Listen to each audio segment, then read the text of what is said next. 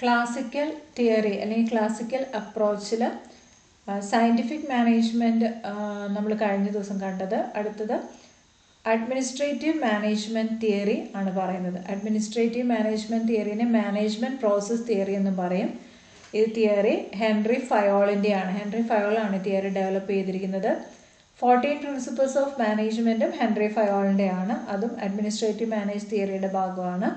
അപ്പോൾ administrative management theory Henri Fayol develop ചെയ്തപ്പോൾ അദ്ദേഹത്തെ അതിനുവേണ്ടി സഹായിച്ചത് വ്യക്തികളുണ്ട്. വേറെ ആൾക്കാരുടെ കോൺട്രിബ്യൂഷൻസും ഐഡിയാസും കൂടെ ചേർന്നാണ് അഡ്മിനിസ്ട്രേറ്റീവ് മാനേജ്മെൻറ്റ് തിയറി ഡെവലപ്പ് ചെയ്തിരിക്കുന്നത്. അപ്പോൾ അതിനകത്ത് ഹെൽപ്പ് ചെയ്തിരിക്കുന്ന ആൾക്കാർ മോണി ആൻഡ് റെയ്ലെ, സൈമൺ ആൻഡ് യൂവിക്, ഇവരുടെ കോൺട്രിബ്യൂഷനും ഈ ഐഡിയാസിൽ ചേർത്തിട്ടുണ്ട്. ഇനി ഹെൻറി ഫയോളിനെ കുറിച്ച് പറയുമ്പോൾ അദ്ദേഹത്തെയാണ് father of principles of management എന്ന് നമ്മൾ വിളിക്കുന്നത്. അതേപോലെ തന്നെ ഫാദർ ഓഫ് മോഡേൺ മാനേജ്മെൻറ്റ് എന്നും ഫാദർ ഓഫ് ക്ലാസിക്കൽ മാനേജ്മെൻറ്റ് എന്നും ഹെൻറി ഫയോളിനെയാണ് പറയുന്നത്. അദ്ദേഹം ജനിച്ചത് 1841 ഫ്രാൻസിലാണ് ജനിച്ചത്. അദ്ദേഹത്തിൻ്റെ കരിയർ അദ്ദേഹം സ്റ്റാർട്ട് ചെയ്ത ഒരു ജൂനിയർ എഞ്ചിനീയർ ആയിട്ടാണ്, ഒരു കോൾ മൈനിങ് കമ്പനി ഫ്രാൻസിൽ 1860. അതിനുശേഷം അദ്ദേഹം ജനറൽ മാനേജറായി 1880 ആയപ്പോഴേക്കും. അങ്ങനെ അതിനുശേഷം 1898 ആയപ്പോഴേക്കും ഫയോൾ MD ആയിട്ട്, കമ്പനിയുടെ MD ആയിട്ട് മാറി. ഇങ്ങനെ ഈ MD ആയിട്ട് കമ്പനി എടുക്കുന്ന സമയത്ത്, ചാർജ് എടുക്കുന്ന സമയത്ത് ആ കമ്പനി ബാങ്ക്രപ്സി ഫേസ് ചെയ്യുന്നൊരു സിറ്റുവേഷൻ ആയിരുന്നു. അപ്പോൾ അങ്ങനെ എന്താ പറയുക, കടക്കണിയിലായിരിക്കുന്ന ഒരു സ്ഥാപനമാണ് അദ്ദേഹം ഏറ്റെടുത്തത്. അത് അങ്ങനെ ഏറ്റെടുത്ത ആ കമ്പനി വളരെ ചുരുങ്ങിയ വർഷം കൊണ്ട് വളരെ സക്സസ്ഫുള്ളാക്കി മാറ്റാനായിട്ട് ഫയോളിന് സാധിച്ചു. അപ്പോൾ അദ്ദേഹത്തിൻ്റെ അറിവും അഡ്മിനിസ്ട്രേറ്റീവ് മാനേജ്മെൻറ്റ് എങ്ങനെ നടത്തണം എന്നുള്ള ആ ഒരു രീതികൾ അദ്ദേഹത്തിൻ്റെ ഇതിന് കൂടുതലായിട്ട് സഹായിച്ചു. അതുകൊണ്ടൊക്കെയാണ് അദ്ദേഹത്തെ father of principles of management, modern management, classical management എന്നൊക്കെ വിശേഷിപ്പിക്കുന്നത്. ഇനി അദ്ദേഹത്തിൻ്റെ അഭിപ്രായത്തിൽ മാനേജ്മെൻറ്റ് എന്ന് പറയുന്നത് ഒരു പ്രോസസ്സാണ്. Management is A process and it has 5 elements or functions ആണ്. മെയിൻ എലമെൻറ്റ്സ് 5 elements അല്ലെങ്കിൽ ഫങ്ഷൻസ് ആണുള്ളത്. അപ്പോൾ മെയിനായിട്ട് അതിൽ പറയുകയാണെങ്കിൽ planning, organising, commanding, coordinating and controlling, ഇങ്ങനെ 5 elements ആണ് മാനേജ്മെൻറ്റിലുള്ളതെന്ന് അദ്ദേഹം പറഞ്ഞു വെക്കുന്നു. ഇനി അഡ്മിനിസ്ട്രേറ്റീവ് മാനേജ്മെൻറ്റ് തിയറിയെ അദ്ദേഹം 4 ആയിട്ടാണ് ക്ലാസിഫൈ ചെയ്തിരിക്കുന്നത്. അതിനകത്ത് classification of business activities, then functions of management, അതേപോലെ തന്നെ managerial qualifications and training, then the fourth one is 14 principles of management. ഇങ്ങനെ 4 കാര്യങ്ങളാണ് അഡ്മിനിസ്ട്രേറ്റീവ് മാനേജ്മെൻറ്റ് തിയറിയിലെ ഫയോൾ പറഞ്ഞു വെച്ചിരിക്കുന്നത്. അപ്പോൾ first one classification of business ആക്ടിവിറ്റീസിൽ എങ്ങനെയാണ് ഒരു ബിസിനസ് ആക്ടിവിറ്റീസിനെ അദ്ദേഹം ക്ലാസിഫൈ ചെയ്തിരിക്കുന്നതെന്ന് നോക്കാം. അപ്പോൾ ബിസിനസ്സിൽ ഒരുപാട് ആക്ടിവിറ്റീസ് ഉണ്ടാവും. അങ്ങനെയുള്ള ആക്ടിവിറ്റീസിനെ അദ്ദേഹം 6 ആയിട്ട് കാറ്റഗറൈസ് ചെയ്തിട്ടുണ്ട്. അപ്പോൾ അദ്ദേഹത്തിൻ്റെ അഭിപ്രായത്തിൽ ഒരു ബിസിനസ് ആക്ടിവിറ്റിയിൽ വരുന്ന ആക്ടിവിറ്റീസ് എന്ന് പറയുന്നത് ടെക്നിക്കൽ ആക്ടിവിറ്റീസ് ഉണ്ട്, commercial activities, financial activities, security activities, accounting activities and managerial activities. ഇത്ര ആക്ടിവിറ്റീസ് ആണ് ഒരു ബിസിനസ്സിലുണ്ടാകുന്ന ആക്ടിവിറ്റീസ് എന്നാണ് അദ്ദേഹം പറഞ്ഞു വെക്കുക. ദെൻ സെക്കൻഡ് വൺ പറയുക ഫങ്ഷൻസ് ഓഫ് മാനേജ്മെൻ്റ് ആണ്. ഫങ്ഷൻസ് ഓഫ് മാനേജ്മെൻറ്റിൽ നമ്മൾ നേരത്തെ കണ്ട 5 elements ആണ് ഫങ്ഷൻസ് ആയിട്ട് പറയുക. Planning, organising, commanding, coordinating and controlling. Planning എന്ന് പറയുമ്പോൾ നമ്മൾ ഒരു കാര്യം എന്താ പറയുക മുൻകൂട്ടി എന്താ പറയുക അറേഞ്ച് ചെയ്യുക, തീരുമാനിക്കുന്നതാണ് പ്ലാനിങ് എന്ന് പറയുന്നത്. Deciding in advance what to do, എന്ത് ചെയ്യണമെന്ന് മുന്നേ കൂട്ടി തീരുമാനിക്കുന്നതാണ് പ്ലാനിങ് എന്ന് പറയുന്നത്. അപ്പോൾ ഫ്യൂച്ചർ ആക്ഷൻ, ഏതൊരു കാര്യം ഫ്യൂച്ചറിൽ ചെയ്യണമെങ്കിലും അതിന് മുൻപ് നമ്മൾ എന്ത് ചെയ്യും, പ്ലാൻ ചെയ്യുക എന്നുള്ളതാണ് പ്ലാനിങ് പറഞ്ഞു വെക്കുക. ഓർഗനൈസിങ് ആണ് സെക്കൻഡ് വൺ പറയുക. ഓർഗനൈസിങ് എന്ന് പറയുമ്പോൾ നമ്മുടെ resources, men, material, machines and money എന്ന 4 ends ഓഫ് മാനേജ്മെൻറ്റിനെ ഓരോന്നിനെ ഓർഗനൈസ് ചെയ്യുക. എങ്ങനെ വേണം, ഏത് ആണ് കാര്യങ്ങൾ ഓരോരുത്തരും ചെയ്യേണ്ട എല്ലാ കാര്യങ്ങളും ഓർഗനൈസ് ചെയ്യുക. ദെൻ അടുത്തത് കമാൻഡിങ് ആണ്. കമാൻഡിങ് എന്ന് പറയുമ്പം ഓരോ എംപ്ലോയീസിനും അവരുടെ ആക്ടിവിറ്റീസ് എങ്ങനെയൊക്കെ ആയിരിക്കണം എന്നുള്ളതിനെ കുറിച്ചുള്ള കമാൻഡ് കൊടുക്കുക. ദെൻ അടുത്തത് കോർഡിനേറ്റിംഗ് ആണ്. കോർഡിനേറ്റിംഗ് എന്ന് പറയുന്നത് ഓർഗനൈസേഷൻ്റെ ഒബ്ജക്റ്റീവ്സ് അറ്റൈൻ ചെയ്യണമെങ്കിൽ അവരുടെ ഒരു ഗ്രൂപ്പ് എഫേർട്ട്, എല്ലാവരും പരസ്പരം കോർഡിനേറ്റ് ചെയ്ത് ഗ്രൂപ്പ് എഫേർട്ട് എടുത്താലാണ് ഒബ്ജക്റ്റീവ്സ് നേടാനായിട്ട് പറ്റുക. അപ്പോൾ അവിടെ കോർഡിനേറ്റിംഗ് ആവശ്യമാണ്. And the last one is controlling. Plan ചെയ്ത കാര്യങ്ങൾ, എല്ലാ കാര്യങ്ങളും അറ്റൈൻ ചെയ്യാൻ പറ്റുന്നുണ്ടോ, അതിനകത്ത് എന്തെങ്കിലും എന്താ പറയുക വ്യത്യാസങ്ങളുണ്ടോ എന്നുള്ളത് ഇവാലുവേറ്റ് ചെയ്യാൻ കൺട്രോളിങ് ആവശ്യമാണ്. So the fifth element or function of management is controlling. അപ്പോൾ ഇങ്ങനെ 5 ഫങ്ഷൻസ് ഓഫ് മാനേജ്മെൻ്റ് ആണ് അദ്ദേഹം പറഞ്ഞു വെച്ചിരിക്കുന്നത്. Then third administrative management theory പറയാം മാനേജീരിയൽ ക്വാളിഫിക്കേഷൻ ആൻഡ് ട്രെയിനിങ് ആണ്. അപ്പോൾ ഒരു ഓർഗനൈസേഷനിലേക്ക് ഒരു എംപ്ലോയി എടുക്കുമ്പോൾ അദ്ദേഹത്തിന് ആ എംപ്ലോയിക്ക് ആവശ്യമുള്ള സ്കില്ല്, അതേപോലെ തന്നെ നോളജ്, ഇതൊക്കെ ആവശ്യമാണ്. അതേപോലെ അത് ക്ലാസ് റൂം തോട്ടിലൂടെയും അതേപോലെ വർക്ക് പ്ലേസ്, വർക്ക്ഷോപ്പ്, ഇതിലൂടെയൊക്കെ എംപ്ലോയിക്ക് അല്ലെങ്കിൽ ഓർഗനൈസേഷനിലേക്ക് എടുക്കുന്ന വ്യക്തിക്ക് നൽകാനായിട്ട് സാധിക്കണം. അപ്പം മാനേജീരിയൽ ക്വാളിഫിക്കേഷനും ട്രെയിനിങ്ങും ഇവർക്ക് നൽകണമെന്നുള്ളതാണ് ഇതിൽ പറഞ്ഞു വെക്കുക. അതേപോലെ ഒരു വ്യക്തിക്ക് ഉണ്ടായിരിക്കേണ്ട ക്വാളിറ്റീസ് എന്ന് പറയുന്നത് ജോബിൽ ചെയ്യാനായിട്ടുള്ള സ്കില്ലും ക്വാളിറ്റീസൊക്കെ ഒരു വ്യക്തിക്ക് വേണം. അപ്പോൾ അതിനുവേണ്ടി physical qualities, mental qualities, moral qualities, educational qualities, technical qualities and work experience, ഇത്രയും കാര്യങ്ങളാണ് ഒരാൾക്ക് വേണ്ട ക്വാളിറ്റീസ് എന്നാണ് ഫയോള് പറഞ്ഞു വെക്കുന്നത്. ദെൻ അടുത്തത് നമ്മുടെ അഡ്മിനിസ്ട്രേറ്റീവ് മാനേജ്മെൻറ്റ് തിയറിയിൽ fourth one 14 principles of management ആണ്. അപ്പോൾ 14 പ്രിൻസിപ്പിൾസ് ഓഫ് മാനേജ്മെൻറ്റ് വളരെ ഇമ്പോർട്ടൻ്റ് ആണ്. 14 പ്രിൻസിപ്പിൾസ് ഓഫ് മാനേജ്മെൻറ്റ് എക്സാമിനൊക്കെ എപ്പോഴും ചോദിക്കാറുള്ളതാണ്.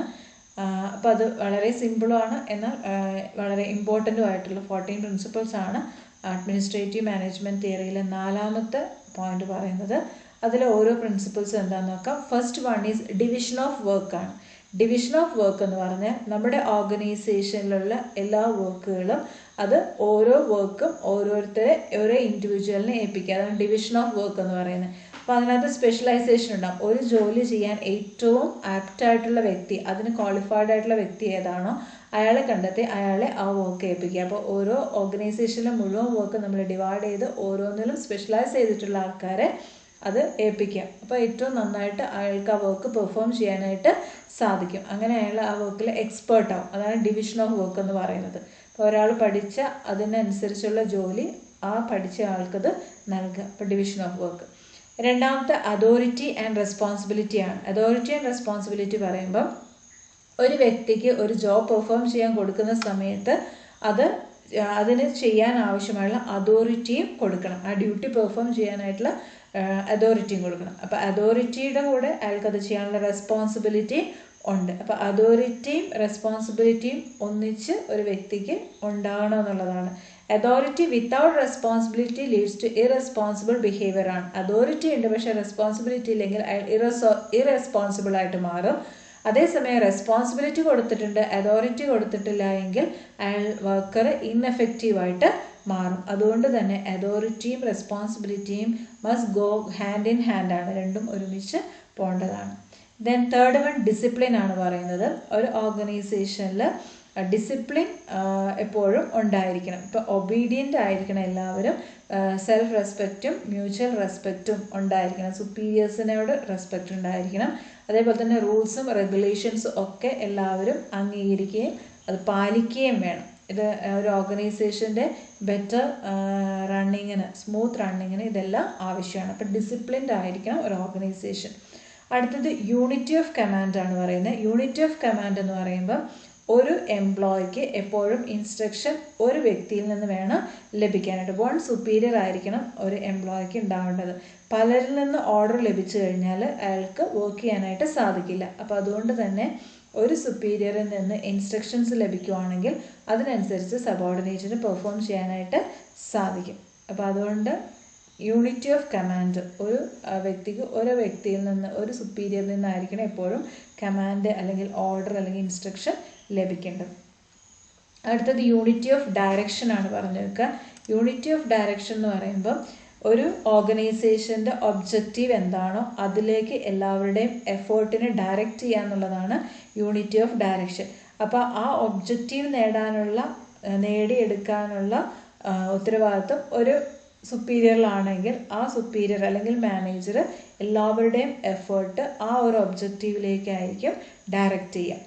അപ്പോൾ ആ ഒബ്ജക്റ്റീവ് നേടുക എന്നുള്ള ലക്ഷ്യം, അല്ലെങ്കിൽ എല്ലാവരും വേറെ വേറെ ഒബ്ജക്റ്റീവ് നേടാനായിട്ട് പല കാര്യങ്ങളിലേക്ക് നോക്കിക്കഴിഞ്ഞാൽ എല്ലാം നേടാൻ പറ്റില്ല. അതേസമയം ഒറ്റ ഒബ്ജക്റ്റീവ് അതിലേക്ക് എല്ലാവരുടെ എഫേർട്ട് ഡയറക്റ്റ് ചെയ്യുകയാണെങ്കിൽ അത് നമുക്ക് നേടിയെടുക്കാനായിട്ട് സാധിക്കും. അപ്പോൾ അതുകൊണ്ട് യൂണിറ്റി ഓഫ് ഡയറക്ഷൻ എന്ന് പറഞ്ഞു വെക്കുന്നത്. അടുത്തത് subordination of individual interest to general interest ആണ്. ഇപ്പം നമ്മളൊരു ഓർഗനൈസേഷനിൽ വർക്ക് ചെയ്യുന്ന സമയത്ത് ഓരോരുത്തർക്കും അവരുടേതായിട്ട് പല താല്പര്യങ്ങളുണ്ടാവും.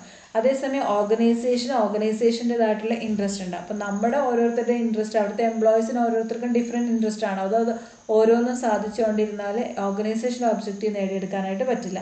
അപ്പം നമ്മുടെ ഇൻട്രസ്റ്റിനെ സബോർഡിനേറ്റ് ചെയ്തുകൊണ്ട് ജനറൽ ഇൻട്രസ്റ്റ് ആയിട്ടുള്ള ബിസിനസ് ഓർഗനൈസേഷൻ്റെ ഇൻട്രസ്റ്റിന് ഇമ്പോർട്ടൻസ് കൊടുക്കുക എന്നുള്ളതാണ് subordination of individual interest to general interest കൊണ്ട് ഉദ്ദേശിക്കുന്നത്. ദെൻ അടുത്തത് ഫെയർ റെമ്യൂണറേഷൻ. ഒരു ഓർഗനൈസേഷനിലെ എംപ്ലോയീസ് വർക്ക് ചെയ്യുന്നുണ്ടെങ്കിൽ അവർക്ക് എല്ലാവർക്കും കൃത്യമായ വേജസ്, സാലറീസ് കിട്ടിയിരിക്കണം. ഫെയർ റെമ്യൂണറേഷൻ അവർക്ക് വേണം. അപ്പോൾ നല്ല കൃത്യമായിട്ട് റെമ്യൂണറേഷൻ കിട്ടുവാണെങ്കിൽ അത് ഓരോരുത്തരെയും സാറ്റിസ്ഫൈ ചെയ്യും. അതിനനുസരിച്ച് അവരുടെ പ്രൊഡക്ടിവിറ്റി ഇൻക്രീസ് ചെയ്യുകയും ചെയ്യും. ഇപ്പോൾ ഫെയർ റെമ്യൂണറേഷൻ എല്ലാവർക്കും ഉറപ്പാക്കുക. അടുത്തത് സെൻട്രലൈസേഷൻ ആൻഡ് ഡീസെൻട്രലൈസേഷൻ ആണ് 8th പ്രിൻസിപ്പിൾ പറഞ്ഞു വെക്കുന്നത്. സെൻട്രലൈസേഷൻ എന്ന് പറഞ്ഞാൽ എല്ലാ അതോറിറ്റിയും ടോപ്പ് മാനേജ്മെൻറ്റിൻ്റെ കയ്യിലെന്നുള്ളതാണ്. കോൺസെൻട്രേറ്റ് ചെയ്തിരിക്കുന്ന ടോപ്പ് മാനേജ്മെൻറ്റിൻ്റെ കയ്യിലായിരിക്കും അതോറിറ്റി. അതേസമയം ഡീസെൻട്രലൈസേഷൻ എന്ന് പറയുമ്പം കുറച്ച് അതോറിറ്റി സബോർഡിനേറ്റ്സിൻ്റെ ഇടയിലേക്കും കൂടെ വരും. അപ്പോൾ കുറച്ച് അധികാരം മറ്റുള്ളവരിലേക്ക്, താഴെ ലെവലിലുള്ളവരിലേക്കും കൂടെ എന്താ പറയുക ഷെയർ ചെയ്ത് പോകുന്നതാണ് ഡീസെൻട്രലൈസേഷൻ എന്ന് പറയുന്നത്. അപ്പോൾ ഫയോളിൻ്റെ അഭിപ്രായത്തിൽ ഇതിൻ്റെ ഒരു കോമ്പിനേഷൻ, ബാലൻസ്ഡ് ആയിട്ട് ഒരു കോമ്പിനേഷൻ സെൻട്രലൈസേഷൻ്റെയും ഡീസെൻട്രലൈസേഷൻ്റെയും വേണമെന്നാണ് പറയുക. ഒരുപാട് സെൻട്രലൈസേഷൻ ആകാനും പാടില്ല, ഒരുപാട് ഡീസെൻട്രലൈസേഷൻ ആകാനും പാടില്ല. അപ്പോൾ രണ്ട് കൂട്ടർക്കും, അതായത് ടോപ്പ് ലെവലിനും ബാക്കിയുള്ളവർക്കും അത് ആവശ്യമായ അതോറിറ്റി എപ്പോഴും ഉണ്ടായിരിക്കണം. അടുത്ത സ്കാലർ ചെയിൻ ആണ് പറയുക. സ്കാലർ ചെയിൻ എന്ന് പറയുമ്പോൾ ടോപ്പ് ലെവലിൽ നിന്ന് ലോവർ ലെവലിലേക്ക് ഓരോ കമ്മ്യൂണിക്കേഷൻസ്, ഓർഡർ ഇതൊക്കെ ഫ്ലോ ചെയ്യുന്നതിനെയാണ് സ്കാലർ ചെയിൻ എന്ന് പറയുക. ഇപ്പോൾ ടോപ്പ് ലെവൽ ഒരു ഇൻസ്ട്രക്ഷൻ കൊടുക്കുകയാണെങ്കിൽ അത് മിഡിൽ ലെവലിലൂടെ ലോവർ ലെവലിലേക്ക് കമ്മ്യൂണിക്കേറ്റ് ചെയ്യപ്പെടും. അതിനെ ഹൈറാർക്കി ഓഫ് മാനേജ്മെൻറ്റ് എന്നും പറയും. ഇതാണ് സ്കാലർ ചെയിൻ. ഇതിൻ്റെ ഇടയിൽ ഇപ്പോൾ ടോപ്പിൽ നിന്ന് മിഡിലിലേക്ക്, മിഡിൽ നിന്ന് ലോവറിലേക്ക് ഇങ്ങനെ കമാൻഡ് ഫ്ലോ ചെയ്യുക, അല്ലെങ്കിൽ കമ്മ്യൂണിക്കേഷൻസ് വരുന്നതാണ് സ്കാലർ ചെയിനിലൂടെ. പക്ഷേ അതിൻ്റെ ഇടയിൽ ഇപ്പം മിഡിൽ ലെവലിലുള്ളവർക്ക് അങ്ങോട്ടും ഇങ്ങോട്ടും ചിലപ്പോൾ കമ്മ്യൂണിക്കേറ്റ് ചെയ്യാം. ഈ ഒരു വേയിലൂടെ വരാതെ കമ്മ്യൂണിക്കേറ്റ് ചെയ്യാനുള്ളൊരു അവസരം ഉണ്ടെങ്കിൽ അതിനെയാണ് ഗാങ് പ്ലാങ്ക് എന്ന് പറയാം. അപ്പോൾ ഇതിനകത്ത് ഒരേ ലെവലിലുള്ളവർക്ക് അങ്ങോട്ടും ഇങ്ങോട്ടും കമ്മ്യൂണിക്കേറ്റ് ചെയ്യാം, അതോറിറ്റി വഴിയല്ലാതെ. അപ്പോൾ അങ്ങനെയുള്ള കമ്മ്യൂണിക്കേഷന് ഗാങ് പ്ലാങ്ക് എന്ന് പറയും. ദെൻ 10th പ്രിൻസിപ്പിൾ ഓർഡറാണ്. ഇതനുസരിച്ച് ഫയോള് പറഞ്ഞു വെക്കുന്നത് ഏതൊരു കാര്യത്തിനും കൃത്യമായൊരു പ്ലേസ് അല്ലെങ്കിൽ ഓർഡർ ഉണ്ടായിരിക്കണം. ഒരു മെഷീൻ എവിടെയായിരിക്കണം, ഒരു മെൻ എവിടെയായിരിക്കണം, മെറ്റീരിയൽ എവിടെയായിരിക്കണം, എല്ലാത്തിനും കൃത്യമായിട്ടുള്ള പ്ലേസ്, ഓർഡർ ഉണ്ടായിരിക്കണം എന്നുള്ളതാണ് ഓർഡർ എന്ന പ്രിൻസിപ്പിൾ പറഞ്ഞു വെക്കുക. അടുത്തത് ഇക്വിറ്റി. ഇക്വിറ്റി എന്ന് പറയുമ്പോൾ എല്ലാവരോടും വളരെ കൈൻഡ്നെസ് ആയിട്ട്, ജസ്റ്റിസോട് വേണം പെരുമാറാനായിട്ട്. അപ്പോൾ എല്ലാവരെയും ഈക്വലായിട്ട് ട്രീറ്റ് ചെയ്യുക. ഒരേ ലെവലിൽ ജോലി എടുക്കുന്ന എല്ലാവരെയും ഒരേപോലെ ട്രീറ്റ് ചെയ്യണം. അവർക്ക് കൊടുക്കുന്ന ട്രീറ്റ്മെൻറ്റ്, അതേപോലെ തന്നെ അവർക്ക് കൊടുക്കുന്ന പേയ്മെൻറ്റ്, ഫെസിലിറ്റീസ് എല്ലാം ഈക്വൽ ആയിരിക്കണം. ഒരാൾക്ക് കൂടുതൽ ഒരാൾക്ക് കുറവ് അങ്ങനെ കൊടുക്കാനായിട്ട് പാടില്ല. അങ്ങനെ ആകുമ്പോൾ തന്നെ മാനേജ്മെൻറ്റും എംപ്ലോയീസും തമ്മിൽ നല്ലൊരു റിലേഷൻഷിപ്പ് ക്രിയേറ്റ് ചെയ്യാനായിട്ട് സാധിക്കും. അടുത്ത 12th പ്രിൻസിപ്പിൾ പറഞ്ഞു വെക്കുക സ്റ്റെബിലിറ്റി ഓഫ് ടെന്യൂർ ഓഫ് പേഴ്സണലാണ്. Stability of tenure of personnel എന്ന് പറയുന്നത് ഒരു എംപ്ലോയിനെ ഓർഗനൈസേഷനിലേക്ക് എടുത്ത് അയാൾക്ക് നമ്മളൊരു ജോലി കൊടുത്തു. ആ ജോലി അയാൾ ചെയ്ത് ഒരാഴ്ച കഴിയുമ്പോൾ അയാൾ അടുത്ത ജോലിക്ക് അങ്ങനെ മാറ്റാനായിട്ട് പാടില്ല. അയാളെ അപ്പോയിൻറ്റ് ചെയ്ത പൊസിഷനിൽ അയാൾക്ക് കുറച്ചു കാലം വർക്ക് ചെയ്യാനും അത് മനസ്സിലാക്കി അതിനകത്ത് എക്സ്പേർട്ട് ആവാനുള്ള അവസരം കൊടുക്കണം. എന്നാലാണ് അയാൾക്ക് നന്നായിട്ട് ചെയ്യാനായിട്ട് പറ്റുള്ളൂ എന്നുള്ളതാണ് stability of tenure of personal. ആ ഒരു ടേം അയാൾക്ക് എന്താ പറയുക, കുറച്ച് കാലം ആ വർക്ക് കണ്ടിന്യൂ ചെയ്യാനായിട്ടുള്ള അവസരം കൊടുക്കണം. പെട്ടെന്ന് അയാളെ ഓരോ പൊസിഷനിൽ നിന്ന് മാറ്റാനായിട്ട് പാടില്ല. 13th വൺ പറയാം ഇനിഷ്യേറ്റീവാണ്. എംപ്ലോയീസിന് ഓരോ കാര്യങ്ങളും ചെയ്യാനുള്ള ഇനിഷ്യേറ്റീവ്, മുൻകൈ എടുത്ത് കാര്യങ്ങൾ ചെയ്യാനുള്ള ആ ഒരു ഫ്രീഡം എംപ്ലോയീസിന് കൊടുക്കണം എന്നുള്ളതാണ് ഇനിഷ്യേറ്റീവ് പറയുക. അപ്പോൾ എംപ്ലോയീസിന് ഒരുപാട് കഴിവുള്ള ആൾക്കാരുണ്ടാവും. അപ്പോൾ അവർക്ക് അത് ചെയ്യാനോ ഓരോന്നും ചെയ്യാനുള്ള ഫ്രീഡം കൊടുക്കുകയാണെങ്കിൽ അവർ ഏറ്റവും നന്നായിട്ട് അത് ചെയ്യും. അപ്പോൾ അങ്ങനെയുള്ള ഇനിഷ്യേറ്റീവ് എടുക്കാനുള്ള ഒരു അവസരം കൊടുക്കണം. ദെൻ അടുത്തത് എസ്പ്രിറ്റ് ഡി കോപ്സ് ആണ് പറയുന്നത്. എസ്പ്രിറ്റ് ഡി കോപ്സ് എന്ന് പറഞ്ഞാൽ യൂണിറ്റി സ്ട്രെങ്ത് ആണ്. അപ്പോൾ ഇവിടെ ഒരു ടീം വർക്ക്, എല്ലാ എംപ്ലോയീസും തമ്മിലൊരു കോപ്പറേഷൻ, അങ്ങനെയുള്ള ഒരു ചിന്താഗതി അവരുടെ ഇടയിൽ ഉണ്ടാവണം. അപ്പോൾ മാനേജ്മെൻറ്റ് തന്നെ എംപ്ലോയീസിൻ്റെ ഇടയിൽ കോപ്പറേഷനും ഒരു ടീം വർക്കും എൻഷുർ ചെയ്യുകയും അതിനനുസരിച്ച് അവർ എന്താ പറയുക ഓർഗനൈസേഷൻ ഒബ്ജക്റ്റീവ്സ് നേടിയെടുക്കുകയും ചെയ്യണം. ഡിവൈഡ് ആൻഡ് റൂൾ എന്നത് നടപ്പാക്കാനായിട്ട് പാടില്ല. എല്ലാവരും ഒന്നിച്ച് കാര്യങ്ങൾ നേടുന്ന ഒരു സിറ്റുവേഷൻ ഓർഗനൈസേഷനിൽ ഉണ്ടാവണം. അതാണ് എസ്പ്രിറ്റ് ഡി കോപ്സ് എന്ന് പറയുന്നത്. അപ്പോൾ ഇത്രയും കാര്യങ്ങളാണ് ഇന്ന് നമ്മൾ ഇതിനകത്ത് പറയുന്നത്. അപ്പം മെയിനായിട്ട് നമ്മളിന്ന് കണ്ടത് 14 പ്രിൻസിപ്പിൾസ് ഓഫ് ഫയോൾ പറഞ്ഞു. അത് ഇൻക്ലൂഡ് ചെയ്തിരിക്കുന്നത് ക്ലാസിക്കൽ അപ്രോച്ചിലെ അഡ്മിനിസ്ട്രേറ്റീവ് മാനേജ്മെൻറ്റ് തിയറി ഓഫ് ഫയോളിലാണ് പറഞ്ഞു വച്ചിരിക്കുന്നത്. ഓക്കെ.